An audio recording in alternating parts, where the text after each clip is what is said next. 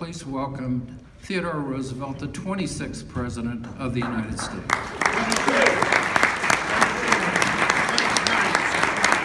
President Shoemaker, thank you kindly. I am Theodore Roosevelt. I'm delighted to be with the Colorado Springs Rotary today. And if I may, in all earnestness, if there's anything that you take away today from my brief remarks, anything perchance in the way of inspiration or entertainment, may I say I dedicate our time together to the men and women of the United States Armed Forces, to our veterans, and especially today, to Mr. Earl Gamble. Bully. Bully. Well, I am delighted to be with you, and how wonderful it was. It warmed an old politician's heart that you recognized me here today. You said, "Hello, Teddy," or "Good afternoon, Mr. President." Some know that I preferred my retirement to be called by my old military title, Colonel, for my brief time in the Spanish-American War, the 1st United States Volunteer Cavalry. History knows us as the Rough Riders.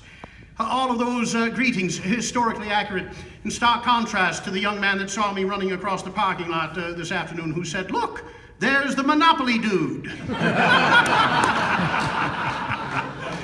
If he knew his history as well as you, he would have known I was the anti-Monopoly dude, the great trust buster.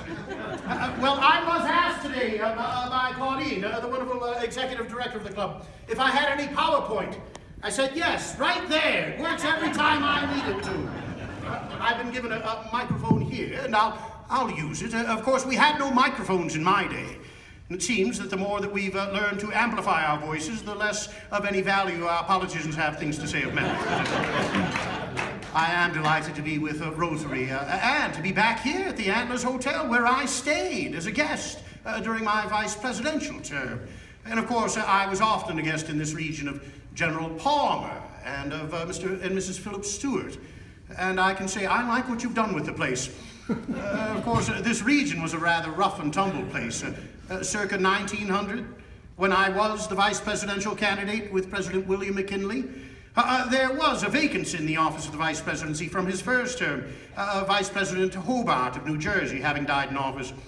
When the election of 1900 came, I wanted to run for another 2-year term as the governor of New York, but I'd been fighting against corruption and for the taxation of certain public monopolies in New York City, and the Republican bosses decided to send me away to a place from which I might never be heard from again.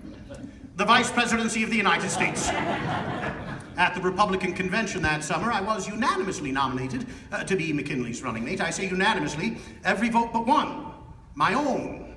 I said I would rather be a history professor than be vice president. But once nominated, felt it my duty to serve. I told the Republicans, use me to your fullest. I campaigned 16,000 miles by train, mostly in the western states, for the Democracy had nominated a western ticket. Senator William Jennings Bryan, the boy orator of nearby Nebraska, and former Vice President Adlai Stevenson of Illinois, while President McKinley famously campaigned on his front porch in Canton, Ohio, the Republicans coming by the train car full to visit him there. And you talk about rough politics and elections today. You may know that my reception here nearby in Victor and Cripple Creek was quite a violent one. I had to be rescued from being beaten by brickbats and stones and bottles being thrown at me when I, of course, being for the gold standard with McKinley, was up there among some of the silver mining interests. When we were rescued from Gold City and taken over to Cripple Creek, well, I was quite impressed with how well behaved the audience was there. But then after the remarks, it was told to me that my dear friend Seth Bullock, the former sheriff of Deadwood, now national forester in the Black Hills and soon to be my United States Marshal in South Dakota, he stood behind me. While I was at the podium, he stood behind me, showing both of his 6-shooters. He told the audience that if anyone made a peep, he would shoot the man instantly. And no one doubted Seth Bullock on this matter. Well, it is a wonder that my life and legacy are so closely associated with the great western states and the outdoors. We celebrate this year the centennial of your great Rotary Club. We also celebrate the centennial of the National Park Service. I'm given a great deal of credit for the national parks in the country, perhaps erroneously so. You here know, of course, our first national park predated my administration by nearly 3 decades. Our first national park? Yellowstone, right? And of course that President Ulysses S. Grant in the Republican Congress. There were 5 national parks when I became your president. I was able to double the number to 10. But it took an act of Congress to name a national park, and on the issue of the conservation of our natural resources, I was a progressive. And I discovered that very often the opposite of progress is Congress. It was my own fellow Republican, Speaker of the House Joe Cannon of Danville, Illinois, who had famously said, "Not one red cent for scenery." Well, our parks aren't just scenery. They're the nation's playgrounds and wild places, organized on the most democratic of principles that they belong to each and every one of us, and hence to all of us. But I was able to double that number from 5 to 10. My first national park, Crater Lake National Park, out in southwestern Oregon, the deepest natural lake in North America, 1,942 feet deep, an old ancient volcano collapsed in its cone and filled in by eons of melted snow from Mr. Carews' native Cascades. Now my second national park, Mesa Verde National Park, here in Colorado, the old Pueblo Indian ruins. Wind Cave in South Dakota, one of my national parks. Two of my other national parks have reverted to other uses within the Department of the Interior. Chickasaw National Park, or National Recreation Area, was previously Platte National Park along the old hot springs in Oklahoma. Does anyone know my fifth national park, by any chance? Any student of history of our natural resources and parks? Sir, Mr. Carew. Would it be Yosemite? Yosemite. I refederalized a portion of Yosemite after famously camping there with John Muir in 1903. This is in the territory where I was a young cattle rancher along the Little Missouri River. It's in North Dakota. It's not Theodore Roosevelt National Park. I had a healthy sense of my own ego, but not so much to ask Congress to name a national park after me. But I wonder if any of you have ever been to Sully's Hill, a National Game Preserve. It's at Devil's Lake, North Dakota. There, the deer and the antelope play, the elk and the bison are propagated. There's not much that recommends Sully's Hill at Devil's Lake as a great national park on the scope of Yellowstone or Yosemite, Glacier, and the Tetons. But some things in American politics have not changed. The chairman of the United States Senate Public Lands Committee was Senator Henry Clay Hansborough of Devil's Lake, North Dakota. I do believe they thought they might sell a few more luncheons at the hotel, fishing licenses at Devil's Lake from having a national park there. Oh, again, a wonder that my life is associated with the strenuous life that I lived and preached, with the great bear and lion mountain hunts here under the tutelage of Johnny Goff, the great Colorado hunting guide. For when I grew up, I was a little boy growing up in New York City, New York. And I was a very weak and sickly child. I had asthma. Any of you who has asthma, or if you have asthma amongst your family or friends, you know what a terrible disease that is. To see a small child choking for breath and for life itself. Today, thankfully, the asthmatic child has the inhaler to restore breath, hopefully quickly. In my day, we had no such medicine. In my day, the treatment for asthma was worse than the disease. Can you imagine giving a small asthmatic boy a cigar to smoke? The idea was that coffee would stimulate my breathing. I was given bitter black coffee to drink, again as a stimulant, and I was given ipecac syrup to drink. Oh, I hear by your groans and see by your grimaces, especially amongst some of you with a bit of snow atop the peak. You know ipecac syrup. The younger generation generally knows it no longer. For the youngers in the group, the primers, ipecac syrup is something that you drink in order to see your lunch. Twice. Unpleasant memories for me to this very day. When I was a little boy, it was my father, Theodore Roosevelt, the man for whom I'm named and the greatest man I ever knew, who got me breath and got me life. Some nights holding me aloft through the night that I might breathe. And when my asthma attacks were at their worst, in the middle of the night, my father would have the horses brought round to the front of the house and tied to the carriage. And with me bundled in blankets in the front seat of the carriage, my father would speed that carriage through the streets of New York in hopes of rushing air to my young and sickly lungs. Physicians today tell me that rather than the speed of the conveyance, it was likely the excitement of the ride that naturally produced adrenaline in my bloodstream and assisted me to breathe. When I was a little boy, I did not attend a fine school or academy, as so many of the youth do today. I was homeschooled, and in the parlance of today, Christian homeschooled. For the most important lesson of the day was the first, when I would wait at the foot of the stairs with my siblings, waiting to see my father come from his bedroom attired for his day at the office. And when we saw him so, we raced for the family sofa, calling dibs on the portion of the sofa that was between my father's body and the arm of the sofa. We called that prize spot the cubbyhole. And there our day began with Bible devotion. Then my father off to work. My lessons were taught to us by my Aunt Anna Bullock, my mother's sister. She lived with us, exchanging room and board for teaching us children our lessons. Like my mother and my grandmother Bullock that lived with us, my Aunt Anna, well, they were all Southern women from Roswell, Georgia. My parents were married at Bullock Hall, nearby Atlanta in Roswell in 1853. Well, you can imagine I being born on the eve of the Great Civil War in 1858. My father, pro-Union, anti-slavery, a founding member of the Union League Club. My mother and her kin, pro-Confederacy and pro-slavery. There was great relief in the Roosevelt household when that terrible war came to its conclusion. And amongst my earliest memories when I was a boy, not yet 7 years old, at my grandfather's house at Union Square in New York City, I saw the sad funeral parade of President Abraham Lincoln as it came by, making its way back to his native Springfield. There was a photograph taken of the parade as it passed by my grandfather's house. And many years after my own corporal demise, an author and historian brought a copy of that picture to my widow, Mrs. Roosevelt, and asked if she recollected the scene or knew anything about it. She said yes, she was there that day, and she could confirm that two silhouettes of two small boys in a second-floor window watching the parade below, that was me and my brother Elliot, Eleanor Roosevelt's father, watching the parade below. What you do not see is that my future bride, Edith Carroll, was locked in the closet. She had been crying at the sight of the wounded Union soldiers and the sad funeral music being played, so it was annoying us greatly. I locked her in the closet, a sin for which she apparently forgave me in the intervening years. When I was a little boy, my parents indulged me in my interest in natural science, allowing me and my brother and my cousins who lived next door to spend the day wandering through the streets of New York, through nearby Gramercy Park, through Olmsted's great Central Park, along the wharves of the East River and the Hudson River, and we collected snakes and turtles and birds, squirrels and fish and all sorts of creatures, alive or dead. It did not matter. We brought these creatures home and had on the fourth floor of our home something that we called Roosevelt's Museum of Natural History. Very wide-ranging, though as any mother might suspect, a truly malodorous collection. You had to be careful coming to my house. If you poured yourself a glass of water from the pitcher, a snake might fall out of the pitcher and into your glass, for that's where I was keeping my snake cool.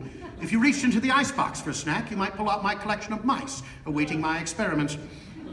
When I was a boy of 13, my father purchased for me my first gun, a double-barreled breech-load shotgun of French manufacture. Perfect sort of gun for a boy and his friends, for you could not break that gun. In order to open the breech, we often had to bang it with a brick. And the first time that I took that gun out shooting birds along the Hudson River, a tremendous discovery was made. My friends could shoot birds in trees, where for me, the trees themselves were blurry and indistinguishable. On our return trip to the city, my friends could read billboards and advertisements at a distance where for me, the words and letters were illegible. At that late date in my childhood, my father knew to have me tested and fitted for my spectacles. And how God's great creation came to life for me when I had my glasses. My drawings of birds improved greatly. My shooting of birds did not improve all that much. Perhaps like some of you, I always made up for in volume what I lacked in accuracy. I did not shoot well, but I shot often. Often and well enough that the dead birds began to accumulate.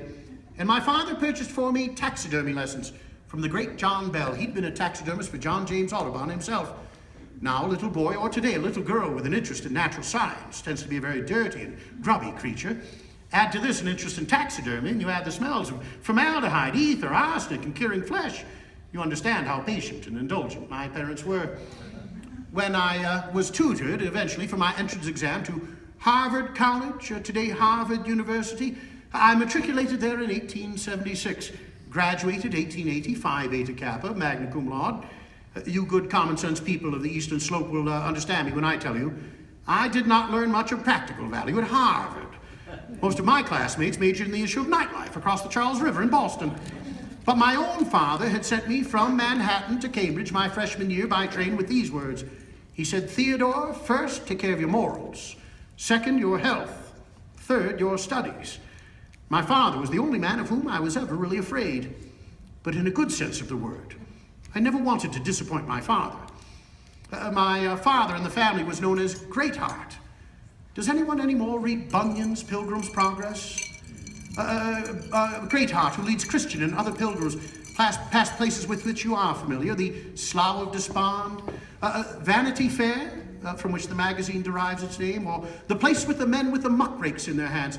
Men so busy raking up the muck and mire of human existence, they fail to look up and see celestial salvation right before them.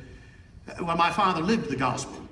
He was a founding member of the Children's Home and Aid Society in New York City, an organization that saw successfully the adoption of thousands of New York City orphans by Midwest and Western farmers. A founding member of the Children's Orthopedic Hospital, the first hospital in New York City to give free surgeries to the crippled children of the day. And on Sunday afternoons by turn, my father would take one of us Roosevelt children to the newspaper boys' lodging house, where the newsies, the orphan boys who spent morning, noon, and night selling penny newspapers on the filthy streets of New York because of the work of my father and other gentlemen, at night those boys had a warm and safe place to sleep, a good meal, and on Sundays, Bible study taught by my father. You might understand why it's so difficult for me still to put into words what a terrible blow it was to me my sophomore year at Harvard, when my father died, quickly and suddenly, of stomach cancer. He but a young man of 45. The entire city of New York was in mourning, and I was in a terribly foul mood. I wrote in my diary and to my family that I thought I might go insane from sadness. My tutor, Arthur Cutler, knew that in the past, being outdoors and having strenuous exercise had not only restored my health, but my spirits. That summer he sent me to the north woods of Maine, to the great Aroostook country along the Penobscot River. And there with a couple of gentlemen, William Sewell and Wilmot Dow, men who would shortly come and join me at my ranch in the Dakota Territory. And in Maine, we hunted and hiked and canoed. We climbed Katahdin, the highest point in Maine, famous today as the northern terminus of the Great Appalachian Trail. We visited the lumber camps, where my vocabulary was greatly expanded. And each and every morning before we had our adventure, I would take my own canoe to a place south of Island Falls, Maine, where the west branch of Lake Mattawamkeag River is joined by First Brook. And there in the early morning lights, by the sound of those waters joining gently, I began each and every day as my late father would have me do, with Bible devotion. In the years hence, the people of the state of Maine have seen fit to name that little point of land a state historic site called Bible Point, so named for the fact that I, as a young man, sought and found the wisdom and comfort and solace of the good book there. My spirit somewhat restored, I returned to Harvard, threw myself into my studies, but as many a young man of that age is wont to do, I fell in love with young Alice Hathaway Lee, the most beautiful girl in Boston. She but 17 years old at the time, the cousin of a classmate of mine. They lived as neighbors some 6 miles distant from Cambridge on Chestnut Hill. In my junior year, well worn was the pathway between Cambridge and Chestnut Hill. So much so that in the spring of my junior year, I proposed marriage to Alice, and she refused me. In the fall of my senior year, I proposed marriage to Alice again, and she refused me again. But it's doggedness that does it. Persistence wins the prize. Well, today you might call it stalking. No. In the spring of my senior year, Alice made me the happiest man in the world, agreeing to be my bride. I do understand that occasionally a married man has trouble remembering the date of his wedding anniversary. I took care of this. Alice and I were married on my birthday. We honeymooned but briefly. I knew that a man's first responsibility was to provide for his family, to pull his own weight. But I'd soured on natural science as a profession and briefly attended Columbia Law School and became quite frustrated at law school as well. No offense, but I determined that at law school, a lawyer isn't trained to fight for righteousness and justice, but instead for a good outcome for his client, regardless whether the outcome is truly righteous or just. Perhaps the way the teaching and the practice of law needs to be, but not how I wanted to spend my life professionally. Each and every day, marching between home and Columbia Law School, twice each day, I passed the local Republican headquarters. Not surprisingly, above the local saloon. And much to the horror of my family, I inquired about becoming involved, was embraced by the young men there. They ran me successfully for the New York General Assembly. I was elected its youngest member at the age of 23. And as I left for Albany to take the oath of office, the erroneous words of one of my cousins was still ringing in my ears. He said, "Theodore, don't you understand the Greek etymology of the word politics? Poly meaning many, and ticks being blood-sucking insects." Off to Albany I went and began my career as what I was called by the local press the Cyclone Assemblyman, or the cartoonists had a great deal of fun at my expense, but I was the man with the sun in his face. Happy indeed in great part because life offers no greater reward than working hard at work worth doing. And happier still for the fact that Alice and I were expecting our first child. Happy was the day when the telegram came to the floor in Albany announcing that Alice and I were the parents of a healthy baby girl. Congratulations were all about. Even my political opponents were happy for me. But then a second and most ominous telegram came.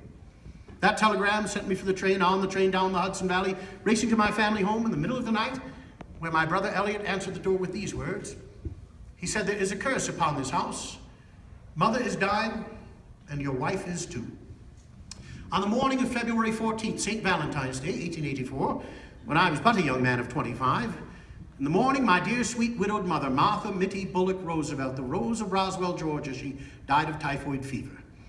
And that afternoon, beneath the same roof and in my arms, my dear sweet bride Alice, she but 22 and a new mother, she died of Bright's disease, a kidney disease not quite treatable by modern medicine.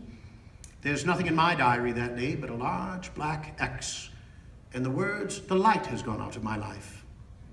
I thought, forever. A friend wrote of the twin funeral 2 days later, Theodore knows neither what he does nor says. But I was a man of the Christian faith, and my faith told me my loved ones were not gone, but gone before. And I took courage from the words of my late father, who said, "Dark care seldom sits behind the rider whose pace is swift enough. Get action." Action I got.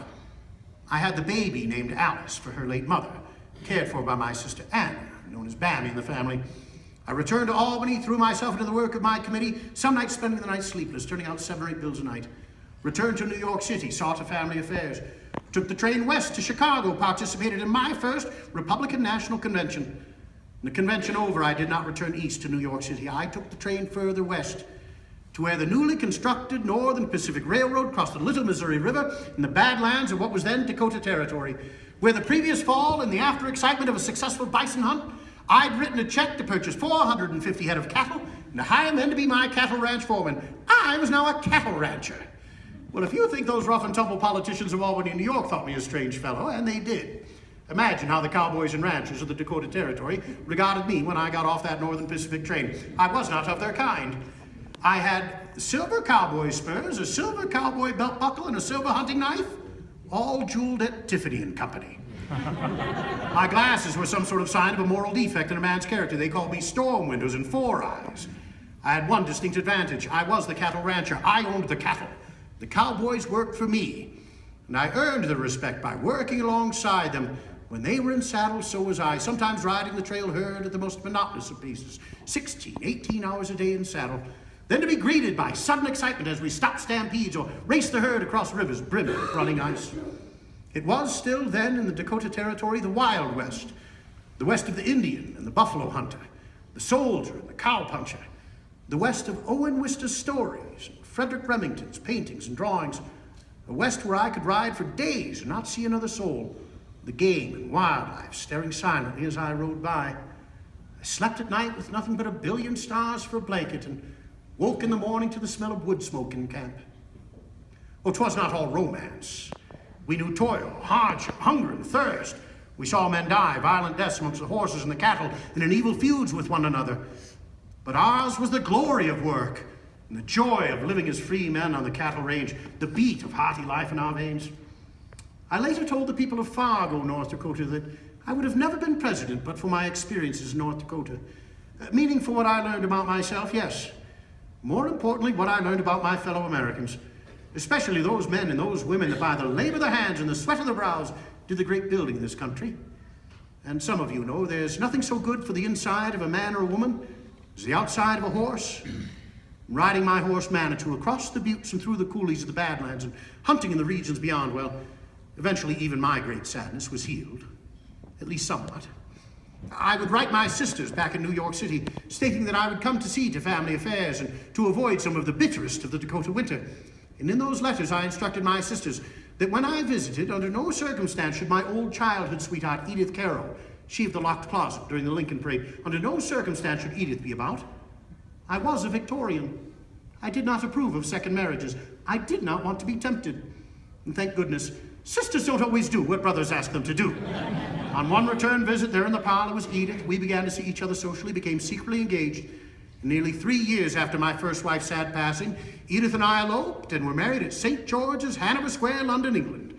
Returning to the United States 9 months and 1 week after the wedding, Ted Jr. was born. The first of 5 children Mrs. Roosevelt and I would have together. We took the baby Alice back into our care when she was a toddler, breaking my sister Pammy's heart. Fast forwarding through history and coming near to conclusion today, I wonder if you realize in later years at the White House, Mrs. Roosevelt and I reared 6 children there. Mrs. Roosevelt claims she reared 7 children there, that I was her worstest and most terrible child. I don't believe any president ever enjoyed himself in the White House as your president as much as I did. In the White House, I worked hard and I played hard. I didn't have a kitchen cabinet of informal advisors. I had a tennis cabinet. Members of Congress, diplomats, Army and Navy would come and we would play lawn tennis on the south lawn of the White House. I boxed with Army and Navy officers and with former heavyweight champions like John L. Sullivan. I wrestled jiu-jitsu and sumo with great bare-chested men brought over by the Japanese ambassador. And I played single stick. Mr. Shoemaker, have you ever played single stick, sir? Oh, it's a delightful game where men beat each other about the head with a giant pool cue. Great bully fun. And entirely understandable if a man has played the sport and can't remember.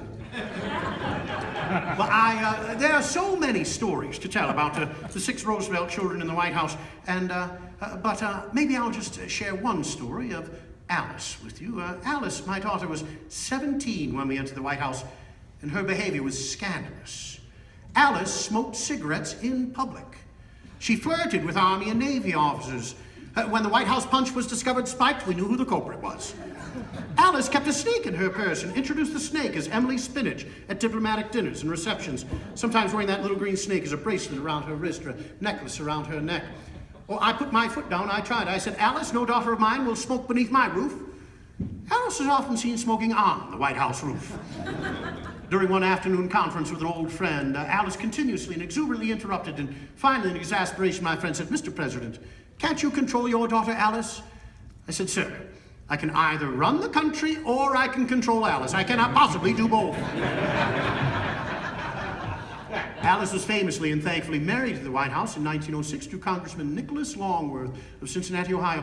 He, in the future, a Speaker of the United States House of Representatives, the Longworth House Office Building, his namesake in Washington, D.C.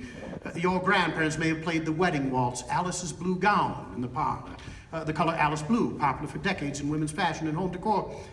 Alice outlived all of her younger siblings, living to the age of 96, well into the administration of President James Earl Carter. And she, all those years, living in her DuPont Circle apartment in the nation's capital. My daughter Alice was known as the second Washington Monument. And I do believe her personality delightfully summed up by a needlepoint message that was on a pillow on her settee. The message on the pillow said, if you don't have anything nice to say about someone, come sit next to me. I think we all know someone like Alice, or at least we should. Quickly, one story about the boys. The youngest, Archie and Quentin, 7 and 4 years old when we entered the White House. As they grew, so did their mischief. They and their friends were known as members of the White House Gang, so named by the members of the Washington, D.C. police force and the Secret Service, who were so often the targets of their shenanigans and their spitballs. One story illustrative.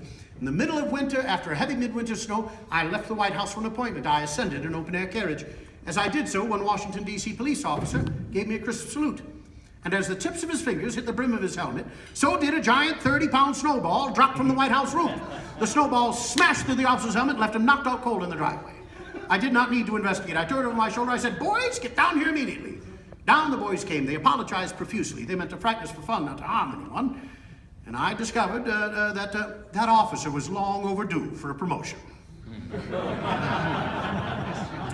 I hope that in the words of the scouts, I've left my campground cleaner than I found it. I hope that there's something of the Roosevelt administration's legacy that you might still appreciate today. While I'm given credit for those parks, well, of course, you understand a centennial. The National Park Service Organic Act was signed by President Woodrow Wilson in 1916. About the only thing that fellow got right. That perhaps in the Migratory Fowl Act of 1916 as well. But I thought my most important accomplishment, a little bit of engineering down in Central America, the Panama Canal. When completed in 1914, cut to 1/3 the amount of time necessary to move our great naval assets from one ocean to the other. Not unrelated, the steaming around the world of the Great White Fleet. 16 battleships painted white, the color of peace. And in circumnavigating the globe, accomplishing what no Spanish, Dutch, or English armada had ever accomplished, and demonstrating successfully to the powers of Asia and of Europe that the United States Navy could do in peacetime what might be necessary to do in wartime. The Treaty of Portsmouth, New Hampshire, the cause of peace much among the hearts of Rotarians, the settlement of the Russo-Japanese War by that treaty, and my winning of the Nobel Peace Prize subsequently. I went on after my presidency to hunt in Africa for the Smithsonian, to explore the River of Doubt with my son Kermit down in the Amazon. But perhaps my best remembered words are words that I spoke not here in this country, but in France at the Sorbonne in 1910. I made a speech there called Citizenship in a Republic. You're greatly relieved to know I shall not attempt to recite the speech in its entirety. It is a small portion that remains famous to this day. And how it delights me to know that these words today are stenciled below decks on the USS Theodore Roosevelt. The Navy calls that great nuclear aircraft carrier the Big Stick, as in the old African proverb I was wont to quote, "Speak softly and carry a big stick, you will go far." I share these words of encouragement with you, good Rotarians, for I know that you are indeed amongst the fellowship of the doers. You're doing good deeds through the club and through your businesses, through your families and your churches, temples and synagogues. You're doing good deeds for education, conservation, the arts, and more. Of course, this is America. No good deed goes unpunished. Certainly no good deed goes without its second-guessing, its Monday morning quarterbacking, its criticism. Persist in your good deeds. The Republic needs them now more than ever. And when you are criticized, remember and take heart from the words that I shared with the French a century ago and with you here in beautiful Colorado Springs today. Remember, it is not the critic who counts. Not the man who points out how the strong man stumbled or where the doer of deeds could have done better. The credit belongs to the man, and today to the woman, who's actually in the arena, whose face is marred by dust and sweat and blood, who strives valiantly, who errs and comes up short again and again, because there is no effort without error or shortcoming, but who knows the great devotions, the great enthusiasms, who spends herself in a worthy cause, and who in the end, at the best, knows the triumph of high achievement, and who at the worst, if he fails, at least he fails while daring greatly, that his name shall never be with those cold and timid souls who know neither victory nor defeat. Good citizens, we've all known victory, we've all known defeat. We're all human, we all prefer the former over the latter. But I've shared some of these stories with you in brief today, and do so with school children throughout the country to give encouragement. Why, what if when I was a little boy I'd allowed myself to think of myself and define myself as a weak and sickly invalid? Instead, at the encouragement of my father, through calisthenics and exercise, building my body, I seem to have overdone it just a bit. As a young man, what if I'd allowed my life to be enveloped and defined by that terrible twin tragedy of that St. Valentine's Day? Instead, through hard work in the outdoors, healing, getting back in the family way, 17 grandchildren. Why, even in politics as a young man, I ran for the mayorship of New York. I came in third, out of 3. That's last place. What if I had given up on politics and public service after such a humiliating defeat in my home city? I would have never been your president, fighting for the square deal. The reason, by the way, that the artist Guts and Borglum says I'm atop Mount Rushmore, nearby to Hill City, South Dakota. Have you seen me at Mount Rushmore? Yeah. Well, rather stone-faced there, aren't I? I give encouragement to you good Rotarians in coming to conclusion, noticing that, acknowledging that perhaps I'm not remembered for a great success, but best remembered for a failure. A failed bear hunt in 1902 when I refused to shoot a bear that had been wounded and tied to a tree. The cartoonist Clifford Berryman heard the story and drew a cartoon of the incident, called it Drawing the Line in Mississippi. The cartoon showed me refusing to shoot a small bear cub tied to a tree. When I returned to the White House, I received there a letter from the Mictum family of Brooklyn, eventually the Ideal Toy Company of New York City, New York. Mrs. Mictum in her letter to me asking permission to make a stuffed bear and to name it after me. I wrote back, I said, you may go ahead and do so, but I don't think it will help your sales very much at all. I wonder if any of you have known the love and comfort of what then was called Teddy's bear. Now, I was hoping that we might have a guest here. There's a young boy named Quentin, who wasn't able to be here today, but maybe he would accept from his mother a teddy bear from Teddy Roosevelt today. A real delight, and thank you for all of the wonderful work that you do for this wonderful club. Rotarians, you were founded during my administration in 1905 in the city of Chicago. There was a great feeling and passion about the country at that time that an individual man and an individual woman, and especially in consort with others of like mind and heart, could make a big difference in one's community through service. The first public service project of the Chicago Rotary Club was to purchase a horse for an itinerant preacher whose horse had died. The second and more famous public service project of that Chicago Rotary Club was to build the first public toilets in Chicago. And Rotarians have been bringing relief to the people of the world ever since.